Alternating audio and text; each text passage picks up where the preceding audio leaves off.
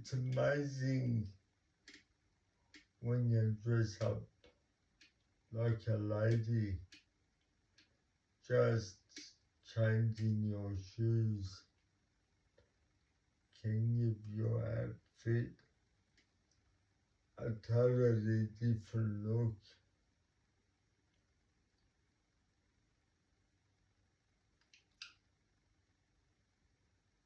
Would I change myself if I could? My cerebral palsy?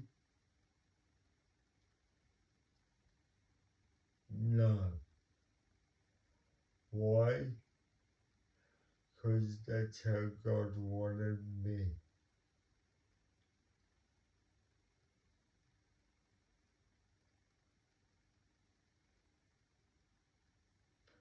As there's good points and bad points in it, I hope you can understand that.